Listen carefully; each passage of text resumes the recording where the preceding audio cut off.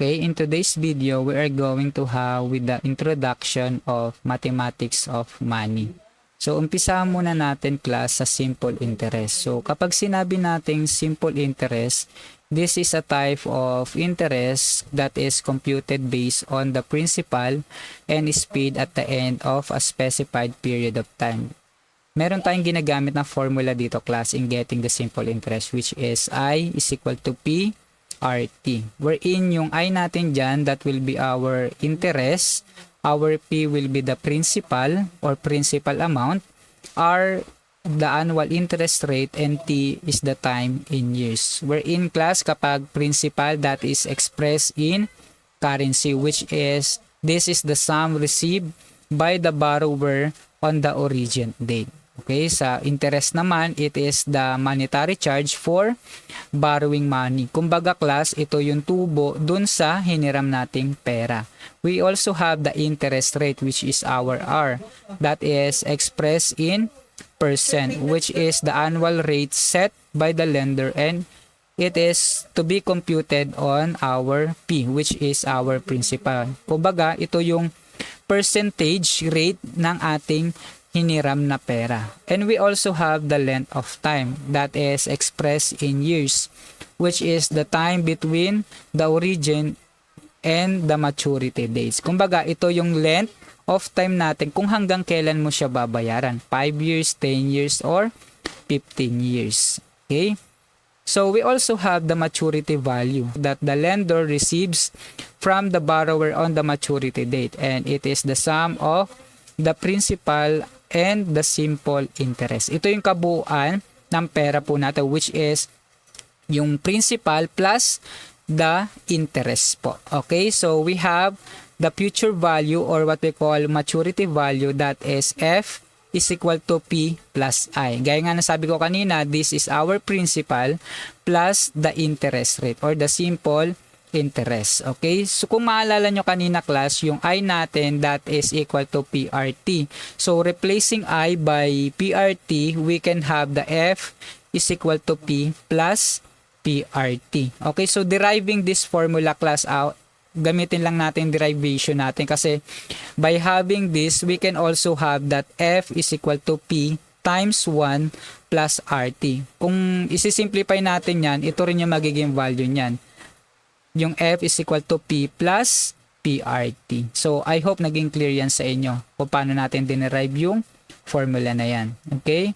So, yung F natin dyan, class, is also called the amount due on the maturity date to be paid by the borrower, or the amount due when a principal P is invested at the simple interest rate natin for a term of T, which is our length of time. Okay? So, let us have an example. So, like for example, if 4,000 borrowed at annual simple interest rate of 16% has to be repaid in 12 months. So, find the interest and the amount due on the maturity date. So, sa tingin nyo, ano dito yung principal natin? If 4,000 borrowed, so this will be the principal kasi ito yung hiniram eh. Kumbaga 4,000 pesos. So what will be the interest rate? So kung babasahin natin, simple interest rate natin ay 16%. So ang ating given dito, yung principal natin is 4,000. Yung R natin, which is the interest rate, which is 16% and has to be repaid. Hanggang kailan mo siya babayaran? So 12 months. So yan yung ating kabuuan. Yan yung ating magiging T. Pero gaya ng sabi ko sa inyo kanina, dapat ang ating length of time is always computed as years. So dahil given in a given problem that is 12 months, so computed as a year. So ilang months ba meron sa isang taon? So that is 12. So to show that, para makakompute nyo kung ilang taon yung given natin. So diba 12 months to? Ayan, 12 months. Okay? So, lagi natin i-compute ang ating T as years. So, 12 months divided by 12 lang. Okay? So, that is 1. So, that is why naging 1 year yung ating given length of time here. Okay? So, burahin ko lang ito. Okay. Ayan. So, let us have a given formula. So, I is equal to PRT. Diba? Ang hinahanap natin dito, we are going to find the simple interest. And also, later on, hanapin din natin yung maturity value or the amount due on the maturity date. So, by given, substitute lang natin mga given natin, which is our P, which is 4,000 yung principal natin, and then yung R natin is 16%, and also that is 0.16. So, paano natin nakuha yung 0.16 class? Sige, pakita ko lang din. So, we have 16%, right? So, divided by 100 lang natin yan. Makukuha na natin yung 0.16. Okay? I hope naging clear sa inyo yung mga given, given value natin sa ating problem. So, substitute lang natin lahat yung class. Substituting it, we have 4,000 times 0.16 times 1. So, if you have your calculator, you can have the value of 640. So, therefore, yung simple interest natin dito sa given problem natin is equal to 640. Pero hindi pa dyan tayo nagtatapos kasi hinahanap rin natin dito yung amount due, which is the maturity value. So, paano natin kukuhanin yun? If you still remember, binigay ko sa inyo yung formula na para makuha natin yung maturity value, that is F is equal to P plus I. So, i-add natin yung principal natin plus yung ating interest. So, magkano ba yung principal natin dito? So, that is 4,000 plus the interest, which is 640. So, 4,000 plus 640, that is 4,640. So, I hope naging malinaw po sa inyo yan. Ayan. So, kapag ang hinahanap nating class is yung maturity value lang, we can proceed on the formula yung dinerive natin kanina, which is F is equal to P times 1 plus RT. So, ganun lang din, the same thing lang din yung gagawin natin dun class, which is substitute lang yung mga given value natin, and we can already proceed dun sa value na 4,640 as simplifying those value. Ayan po.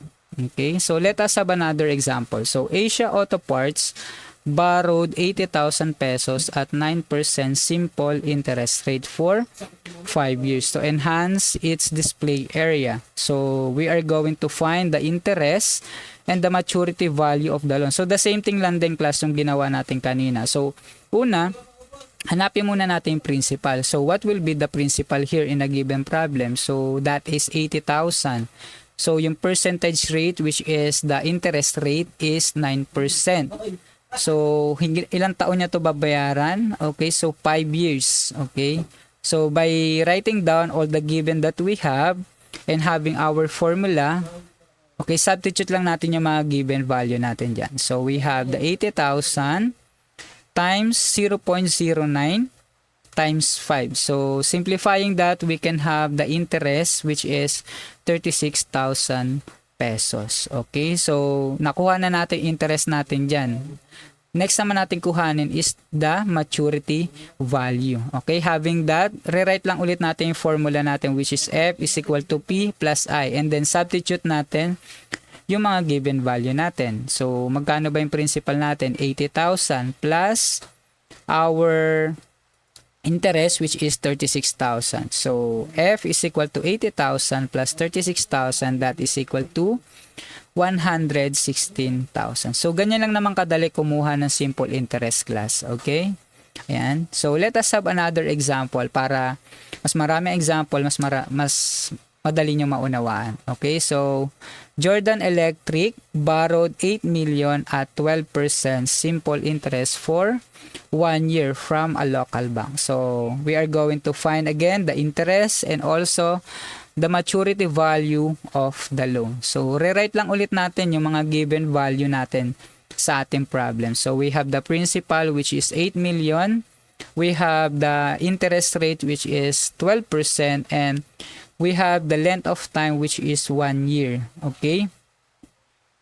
Here, we have I is equal to P RT. Okay, substitute lang ulit natin yung mga given value natin class. And then, simplifying that value, we can have 960,000 pesos. Okay, so having that, dahil hinahanap rin natin maturity value, we can have the F is equal to P plus I. Add lang natin ulit yung principal amount and the interest rate natin. So, having that, we can have 8 million plus 960,000 pesos. So we can have 8,960,000 pesos. Ayan, that will be our maturity value. Okay?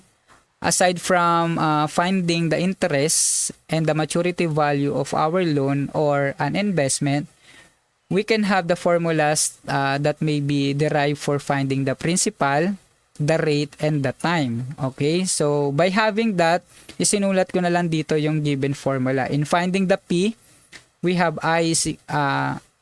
P is equal to I divided by R times T. Okay? Or, P is equal to F divided by 1 plus RT. Okay?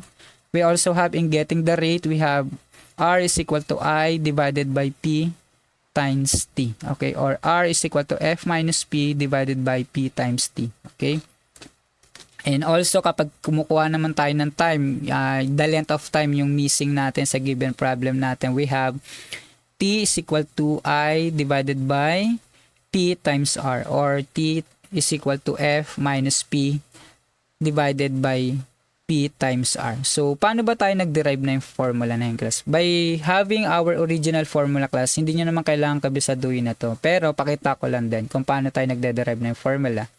Okay, so I, diba ito yung original formula natin? I is equal to P RT.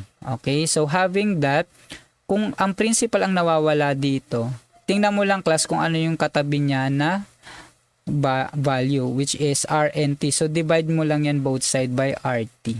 Okay, para ang maiwan na lang dito sa kabila is yung principal, which is our P. Yan. So, magiging P na lang yan is equal to I divided by R times T. So, kung mapapansin nyo, pareho lang siya ng ating formula na isinulat ko dito. Okay, so for the benefit of the doubt na lang din ng iba yung kaklase na hindi pa po marunong na mag-derive ng formula, so isinulat ko na lang siya. If you want to memorize this, pwede naman. Pero kung marunong naman kayo mag-derive, mas maganda, at least hindi nyo na kailangan kabisaduhin lahat ng formula na nandito sa PowerPoint natin.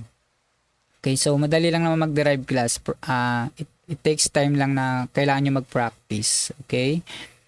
So, let us have an example. Okay, so Lisa's Health Spa obtained a loan to open a new station. So, the interest on the loan secured was 22,000 and the money borrowed was for 3 months at 5.5% simple interest. So, find the principal borrowed. So, yung hinahanap dito ay principal. So, ano kaya yung interest dito? Okay, the interest is 22,000 and babayaran nyo to ng 3 months. Okay, so we can have the interest rate which is 5.5%. So, sulat lang natin lahat ng given value natin dito, class. So, yung interest natin, that is 22,000. The interest rate is 5.5%, or in decimal places, that is 0.055. So, the length of time is 3 months. So, gaya ng sabi ko sa inyo kanina, class, the length of time is always computed as years. Kung ang given natin is 3 months, so divided by 12 nyo lang yan. So, 3 divided by 12, that is equal to 0.25 years. Okay? Kasi kapag kinuha nyo yung 3 months lang dyan, magiging iba yung value ng inyong final answer and hindi nyo makukuha yung tamang sagot. Okay? So, substituting all the value by our given formula, which is P is equal to I divided by RT. Okay? So, having that, we have 22,000 divided by 0.055 times 0.25. So, simplifying that value, class, we can have 1,600,000 pesos. So, yung hiniram pala dito, or the principal amount, will be 1,600,000 pesos. Ayan. I hope naging maliwanag sa inyo yan. Okay, so let us have another example. So, we have the repayment on a loan was 12,100. If the loan was for 15 months at the rate of 16.8% simple interest, how much was the principal? Okay? Yung 12,100, ano kaya ito, class? So, that will be our F. Kasi ang sabi dyan, the repayment on a loan, kumbaga ito yung babayaran niya dun sa kanyang inutang. So, this will be the maturity value. and that will be our F or the future value. Okay, so if the loan was for 15 months, so 15 months siya babayaran.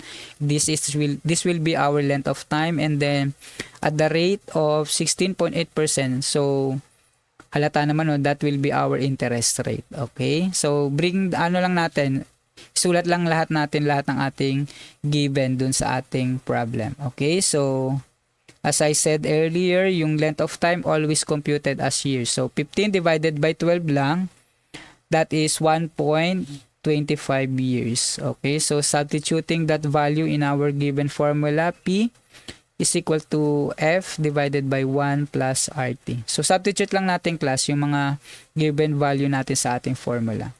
So having that, we have 12,100 divided by 1 plus 0.168 times 1.25. Okay, 1.25 yung class ha. May typo error lang ulit dyan.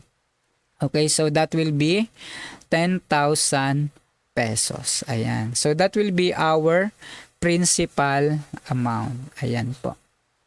Okay, so here, let us have another example. So determine the simple interest rate if an investment of 37,500 accumulates to 45,937.50 in 18 months. Okay, so sulat lang ulit natin yung mga given value natin. Yung principal natin dyan class is 37,500 and the future value is 45,937.50. So babayaran niya in 18 months, so that is equal to 1.5 years. Okay, so having our formula to find the interest rate, that is equal to F minus P divided by P times T. Substitute lang ulit natin yung mga given value natin dyan class. 45,937.50 minus 37,500 divided by our principal again, so 37,500 times 1.5 years. Okay, so simplifying that value, we can have 0.15. Pero dahil hinahanap natin dito is the interest rate, so dapat yung final answer natin is percentage. So having that 0.15, para maging percentage yung class, multiply nyo lang siya sa 100.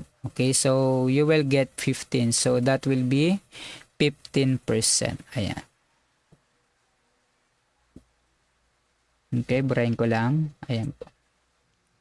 Okay, if 5,000 pesos lent at 18% simple interest, earn 450 pesos interest for how long was the 5,000 pesos lent? Okay, so ang hinahanap natin dito in our given problem is the length of time. Okay, so sulat muna natin yung given value dun sa ating problem, which is our principal is 5,000 pesos, our interest rate is 0.18, which is 18%, and our I is 450 pesos. Okay, so substitute lang natin in our given formula, which is T is equal to I divided by P times R. Okay, so having that, we can have 450 divided by 5,000 pesos times 0.18. So simplifying that value using your calculator, you can have 0.5 year. Okay, so having our value, that is also equal to 6 months. Okay, so finding the time between two dates. Okay, lenders, personal or institutional, use two methods for replacing T in the formulas, which involve simple interest when the loan term is expressed in days. We have the use of D divided by 360 for T in I is equal to PRT, result in the simple interest called ordinary interest. So it is different from exact interest, which can be obtained by using D divided by 365 for T. Ang ibig sabihin lang niyang class, if we are referring into days dun sa length of time natin, like for example, ang binigay doon is days. So we have two computation to to look for, kung ordinary interest ba yung hinahanap or the exact interest. Kasi kapag ordinary interest yung hinahanap natin dyan, ang gagamitan nating formula for the length of time is d divided by 360. Pero kapag hinahanap dyan is the exact interest, we are going to use in the formula the d is divided by 365 for computing the length of time. So, unless specified in the problem, the interest to be computed is ordinary interest. Ibig sabihin lang yan kapag hindi naman tinatanong or hinahanap do sa ating given problem, hindi niya sinabi na kung exact interest yung kailangan nating kuhain, i-compute natin siya as ordinary interest. Okay, so let us have an example. So, find the interest due on a loan of 5,400 at 15.6% simple interest for 100 days using A, ordinary interest, and our B is exact interest. So, dalawa yung hahanapin natin dito, the ordinary interest and the exact interest. So, let us have first the ordinary interest. Sulat muna natin yung mga given value natin sa ating problem. Okay, our P is 5,400. Yung interest rate natin is 15.6% and the length of time is 100 days. Pero dahil days ang given value in the length of time, we are going to have the value for ordinary interest and exact interest sa ating given problem. So, having that, sulat muna natin given formula natin which is I is equal to P RT. Okay? So, substitute lang natin yung given value natin which is 5,400. 0.156 times 100 divided by 360 and that is equal to 234. So, bakit siya naging 100 divided by 360 yung T natin dyan? So, gaya nga nasabi ko kanina, ang hinahanap kasi dyan sa letter A is the ordinary interest. So, substitute lang natin yung given formula natin para sa pagkuha ng length of time kapag ordinary interest. Okay, so here, on the next part, we are going to look for the exact interest. Okay, the same thing lang din, sulat muna natin yung formula natin which is I is equal to PRT. Kaya lang, yung length of time natin dito gagamitin natin yung formula ng exact interest. Okay, so having that, we can have 100 divided by 365 naman siya. Okay, so substitute lang natin 5,400 times 0.156 times 100 divided by 365 and that is equal to 230.79.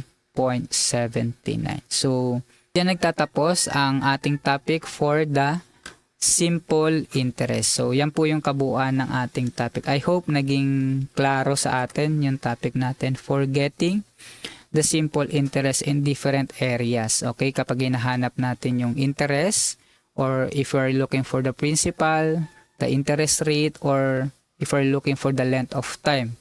Lalo-lalo na itong huli nating pinag-aralan which is kapag kinukuha natin yung length of time, we have to include yung ordinary interest ba yan or exact interest yung hinahanap natin sa ating given problem. Okay? So having that, that's all for today. Have a great day and God bless everyone.